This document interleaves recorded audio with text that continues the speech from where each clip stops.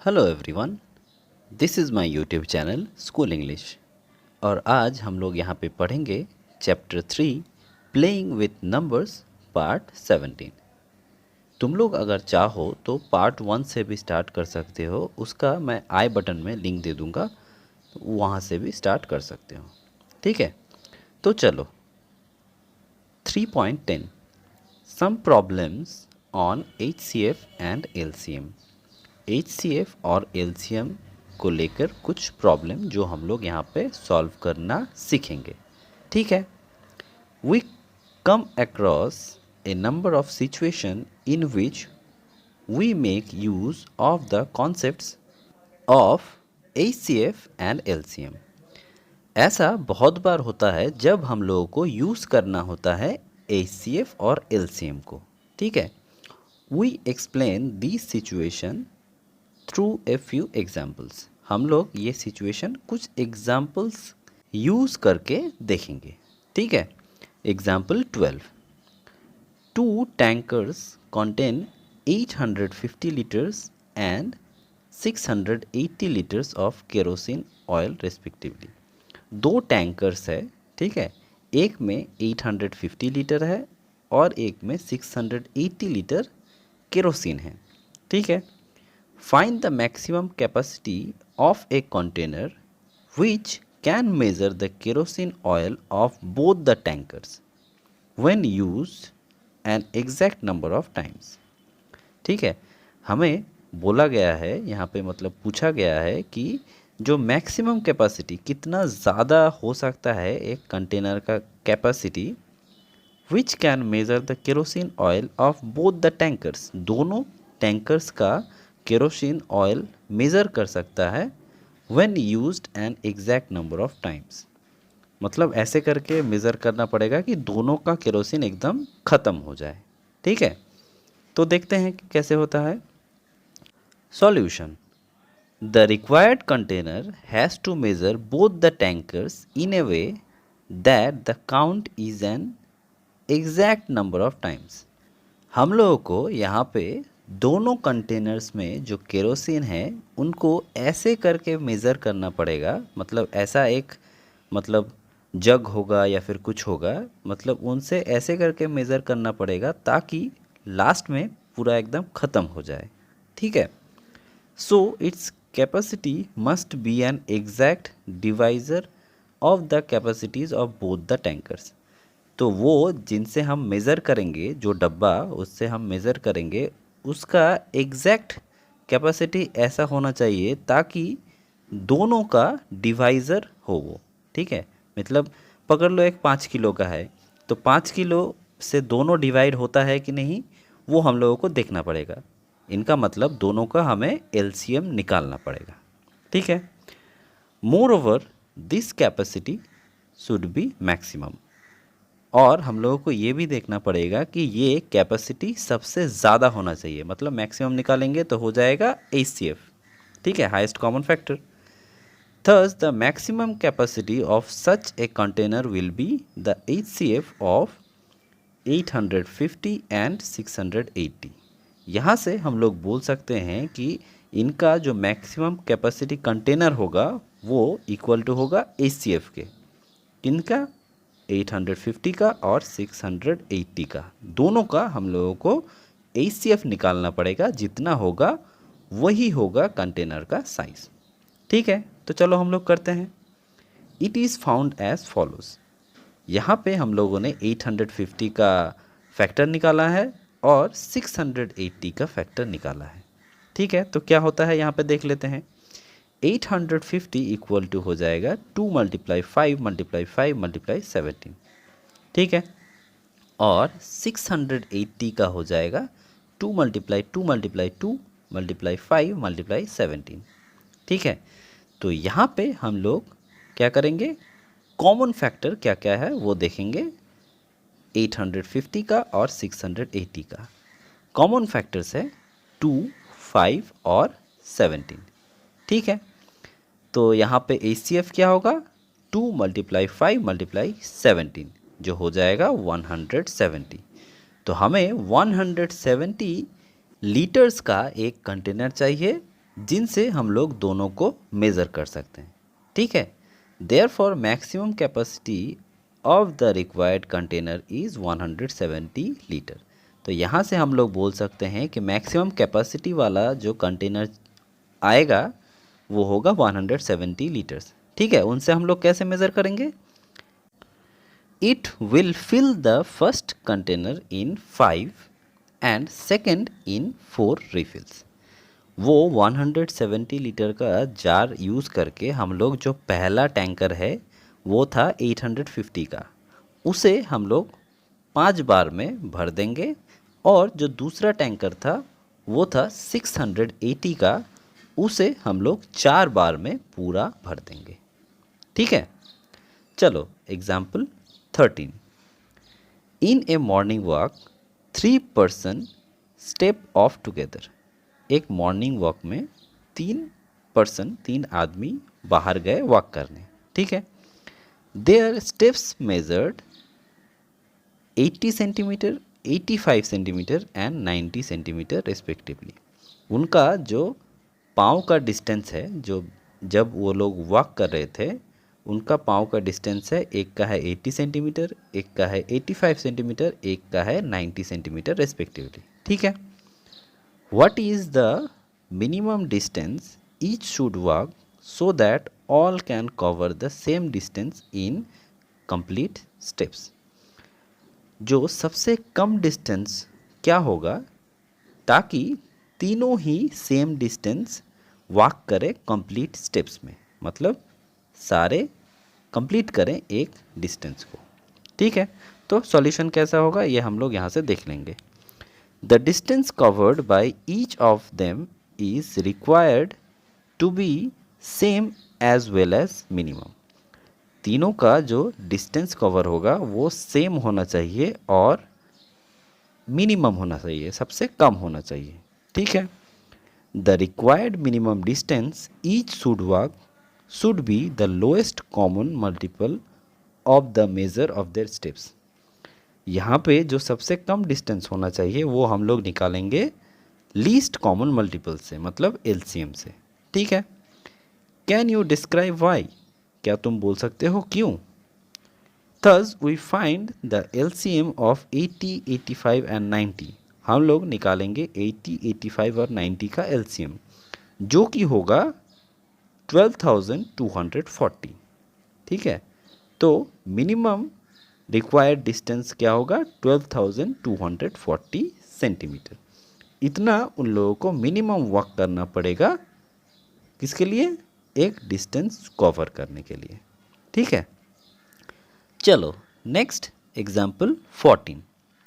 Find the least number which when divided by 12, 16, 24 and 36 leaves a reminder.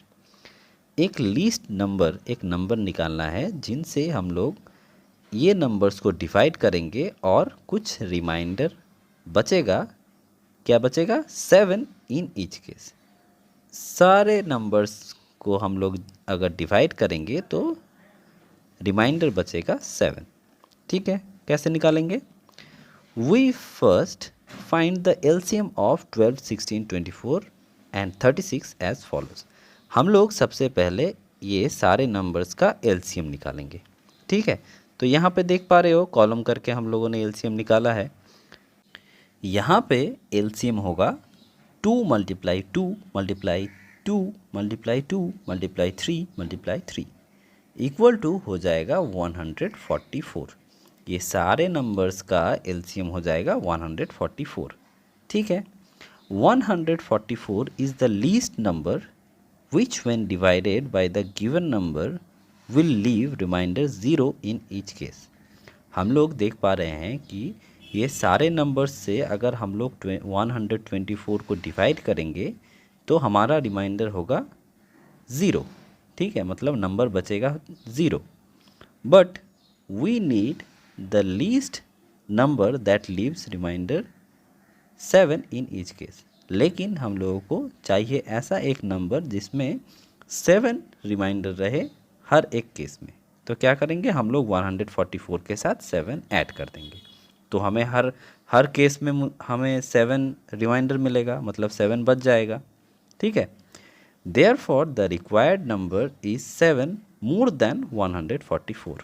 मैंने अभी जो बोला वही यहाँ पे बोल रहा है कि जो हमें नंबर चाहिए वो है 7 मोर देन 144, 144 से 7 ज़्यादा चाहिए। ठीक है, द रिक्वायर्ड लीस्ट नंबर, तो हम लोग यहाँ से निकाल सकते हैं कि जो हम लोगों को लीस्ट नंबर चाहिए वो है 144 प्लस 7 हो जाएगा 151। ठीक है, next exercise 3.7 number 1, Renu purchase 2 bags of fertilizer of weight 75 kg and 69 kg। Renu ने 2 बैग क्या खरीदा, फर्टिलाइज़र खरीदा। ठीक है, उनका वेट है 75 kg और एक का वेट है 69 kg। ठीक है, find the maximum value of weight which can measure the weight of the fertiliser exact number of times. इससे पहले एग्जाम्पल 14 में जो मैंने वो कंटेनर वाला पढ़ाया था, यहाँ पे भी सेम है। ठीक है, हम लोगों को एक मैक्सिमम वैल्यू ऑफ वेट, एक वेट लेना है। ठीक है, मतलब वेट मेज़र करना है। ठीक है, जो कि फर्टिलाइज़र को एग्जैक्ट नंबर ऑफ टाइम्स में वो ख़त्म कर देगा। ठीक है, तो चलो देखते हैं solution. Maximum value of weight which can measure the given weight exact number of times. जो मैक्सिमम नंबर ऑफ वेट होगा जो दोनों वेट को मेज़र कर पाएगा वो क्या होगा, HCF of 75 kg and 69 kg। वो होगा HCF 75 kg का और 69 kg का। ठीक है, तो हम लोग पहले प्राइम फैक्टर निकालेंगे 75 का और 69 का। ठीक है, तो 75 का फैक्टर निकालेंगे तो हमें मिलेगा 3 × 5 × 5। ठीक है, और 69 का हम जब फैक्टर निकालेंगे तो हमें मिलेगा 3 × 23। ठीक है, here the common factor is 3। यहाँ पे कॉमन फैक्टर है 3। HCF of 75 and 69 equal to 3। 75 और 69 का HCF होगा 3। Hence the required maximum value of weight equal to 3 kg। तो यहाँ पे जो मैक्सिमम वैल्यू ऑफ वेट होगा जो कि जिससे हम लोग मेज़र कर पाएंगे दोनों को, वो हो जाएगा 3 kg। ठीक है, next number 2, 3 boys step of together from the same spot. 3 लड़के एक जगह से स्टेप अप किया, मतलब चलने शुरू किया या फिर एक जगह से आ रहे थे। ठीक है, there steps measured 63 centimetre, 70 centimetre and 77 centimetre respectively. उनका जो स्टेप्स था, एक का था 63, एक का था 70 और एक का था 77 सेंटीमीटर। ठीक है, what is the minimum distance each should cover so that all can cover the distance in complete steps।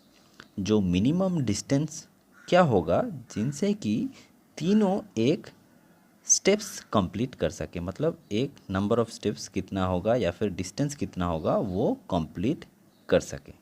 ठीक है, तो यहाँ पे सॉल्यूशन दिया हुआ है, ये हम लोग देखेंगे।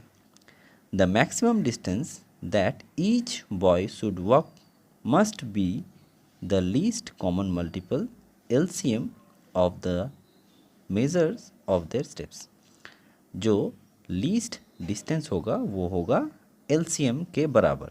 ठीक है, तो to find LCM of 63, 70 and 77, तो हम लोगों को निकालना है LCM 63, 70 और 77 का। We use division method। हम लोग डिवीजन मेथड यूज़ करते हैं।